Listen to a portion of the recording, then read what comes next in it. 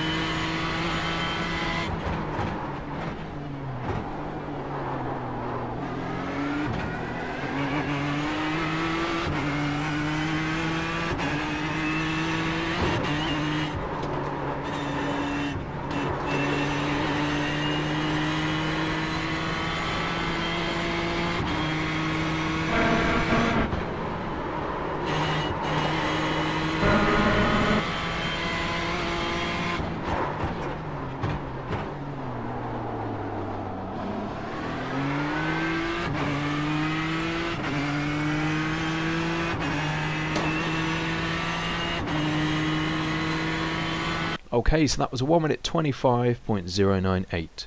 As ever then, from the VRS website, we're going to choose one of the IMSA data packs with the Ford, as driven by Jeremy Bouteloup, and we're going to choose week 3. This will load up the session details, where as usual you can download the lap files to compare your driving in the sim, the replay, and of course the setup. We're just going to click on Learn Track, which is going to load up the driving analyzer. We'll start to play that through. I'm just going to pause it and slow it down to half speed and mute it. Now, if you're unfamiliar with this, you're seeing this for the first time, you've got a steering angle input trace through the duration of the lap, as well as the speed of the car, and brake and throttle inputs, and finally some live driving inputs as well. So I'm just going to click on the opening sector of the lap, which will take us through turns 1 and 2, and I'll play this through from on board. You can see here turn 1 is basically where this wall is, which you want to get really close to. That's going to be your apex. Obviously you don't want to hit it, but get as close to it as possible, and then don't allow the car any wider than, I would say, roughly the middle of the circuit. I'm just going to switch to chase view up here, and you can see there, bringing it back towards the inside as we head up the hill. I'll also go back to just before Jeremy starts braking there, and you can see this grassy area on the left. Where that ends, that's going to be pretty much the braking point for him there. So really quite early, but the reason that you do want to brake nice and early here is the car will get very light up the hill, and also we're currently cornering. It's basically a very high speed corner, so you can't afford to slow the car down too aggressively at this point without straightening the car, and we don't want to do that. So you can see that Jeremy is going to be braking about 20% through here up the hill. Hug that yellow line through the left-hander and try and be to the left edge of the track as you reach the first curb on the left, and then you'll get a brief period where you can straighten up the steering wheel. You can see in the steering trace up here, and get back on the brakes a little bit harder than previously. So we can see there, and the one thing that you really don't want to do here is to carry too much speed into this first apex.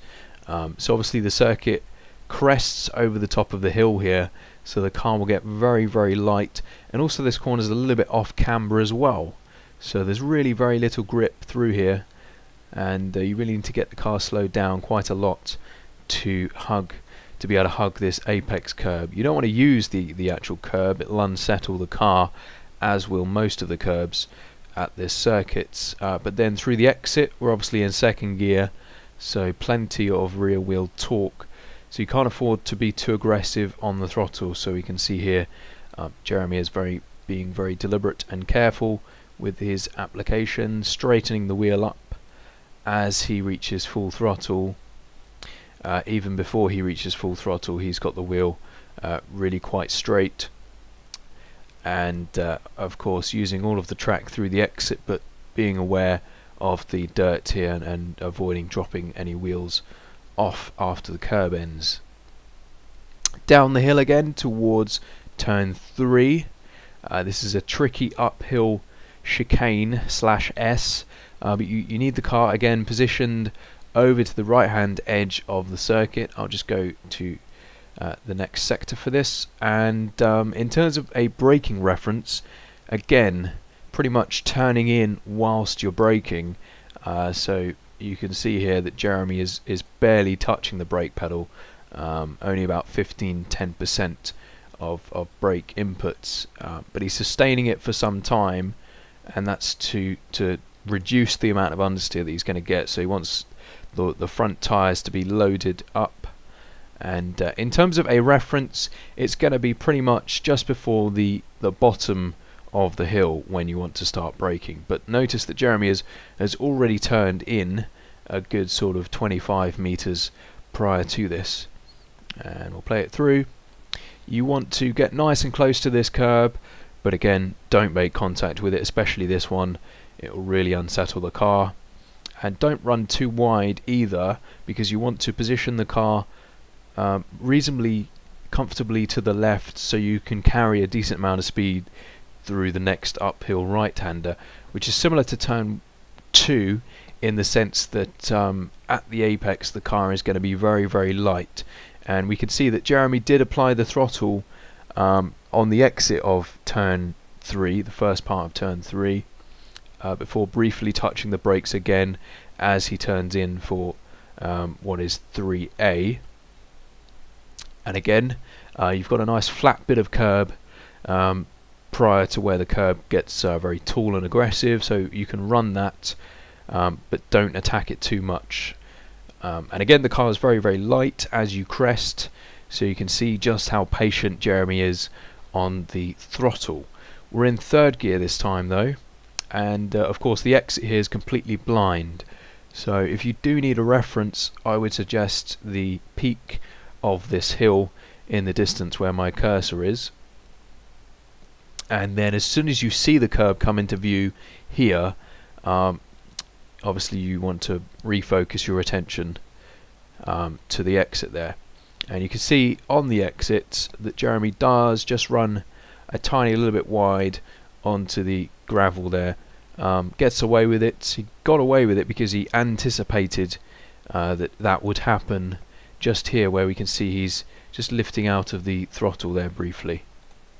So we'll take it through to turn 4 and 5 now, and switch to cockpit view. And in terms of a braking reference for turn 4, down the hill, you've got this curb on the left hand side, so if you do run wide exiting turn 3, make sure you bring it back onto the track surface for braking. And yeah, basically just before that curb ends is going to be your braking reference, so you can afford to brake fairly hard this time. Just be aware with these cars that obviously they don't have ABS, so as you turn in, you can see that Jeremy here is bleeding off the brakes nicely to avoid locking up. And there are actually lock-up lights on the dash, which you can't see here, but they're on the dash. They indicate when you are actually locking up a front wheel, if you can't really hear them or sense them in any other way. So I'll play it through, and you can see here that Jeremy is holding the brakes all the way into the apex. I'll just show you that. And then down the hill, pick up the throttle as you apex, but again in second gear, so there is a decent amount of power available at the rear wheels. So don't commit to full throttle straight away. Try and straighten the wheel up as you put the power down and commit to full throttle using all of the circuit and this curb on the exit down the hill. Through the next right-hander of turn 5, heading up the hill towards the carousel, just keep over to the right-hand side, and you don't need to get completely over to the right-hand edge of the circuit here, but if you are nice and wide, it sets you up better for entry into the carousel. So again, the car will go very, very light as you crest over the top of the hill. So you can't afford to brake very aggressively here again. So you can see here about 30 to 40% on the brakes. And just carry the speed in, keep those brakes on, just bring the speed down gradually. You can see just how carefully here that Jeremy is slowing the car down as he loads up into the corner. And then you're looking for your apex. You don't want to run any wider than Jeremy is at this point, and ideally your apex is going to be where the curb on the inside here begins. Now it's just really a matter of timing your throttle application to be as early as possible, but when you do pick it up you need to fully commit. So you can see that Jeremy's just tried here, was a fraction too early, so he's completely backed off and then fully committed a little bit later. And through the exit then, track opens up. You can use a lot of track here through the exit. The only thing you want to avoid doing obviously is dropping any wheels onto the dirt over this curb, and in fact Jeremy's line is fairly conservative here, so that's absolutely fine. And then bring the car over to the left so that you straight line the braking through and into the double apex hairpin of turn 7. Now there are some billboards here on the left hand side. Jeremy brakes at the second one, this yellow one here, and the heaviest braking zone on the whole circuit, quite comfortably, and you can't afford to turn in too late here, and the reason being because it's a double apex and there's a decent amount of track between the two corners. You can afford to really apex quite early on, carry a decent amount of speed through this first apex. So you can see that he's rolled off the brakes almost completely, just trailing them ever so slightly, playing with the brake about 5 to 10% there.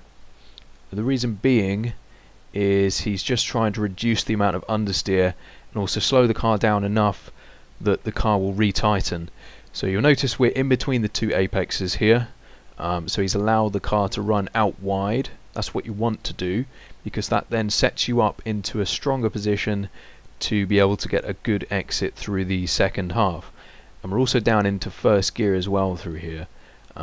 We get decent control, better control and better traction, better acceleration through the exit.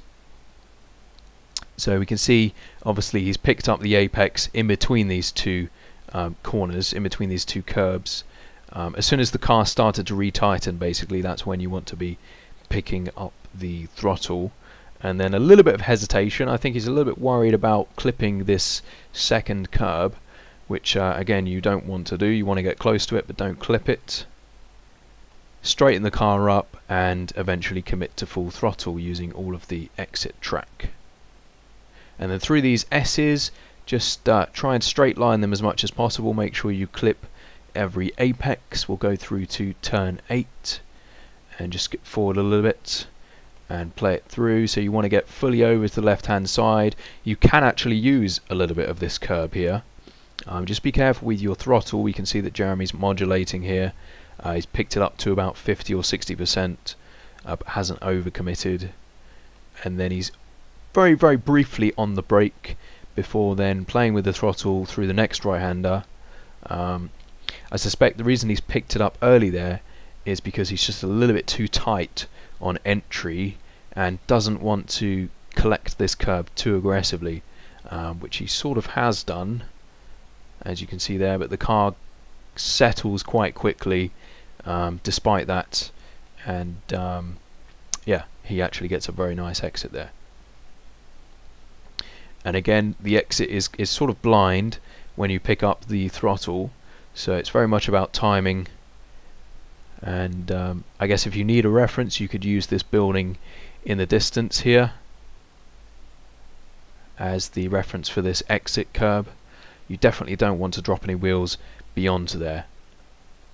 Turn 9 is just easily flat out. That's this following left-hander. We'll skip to turn 10, which leads us into the braking zone.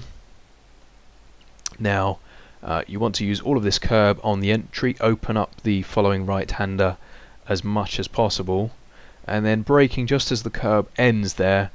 And since Jeremy's turning in, again, he can't afford to brake too heavily, doesn't need to brake too heavily. Don't brake too late, get the car turned in, and try and pick up the throttle as you apex. And again, we can see here, maybe Jeremy's just a little bit too early on throttle. And if you find that that does happen, don't feather out of the throttle because the car will just understeer. You need to completely lift off and then recommit fully. So when the car is traveling at high speed, any partial throttle will create a lot of understeer, so you really need to be committed when you do get on the power. So we can see through the exit, that was well advised because he is still using all of the track through the exit there, but hasn't dropped any wheels off, so that's nice. And then braking into the final real corner on the circuit, turn 11.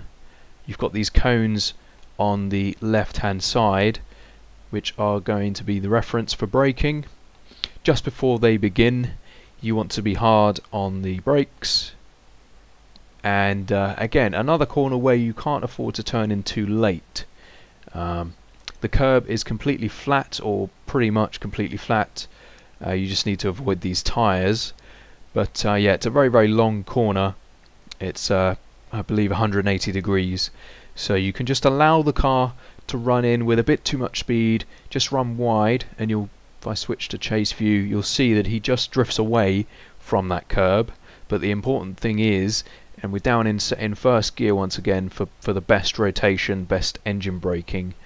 And he picks up the throttle basically as soon as the car starts to show signs of retightening, for the best possible exit. So he'll almost apex again, he'll come back to that curb again, and straightens the car up, commits to full throttle as he's got the wheel almost straight, using all of the track.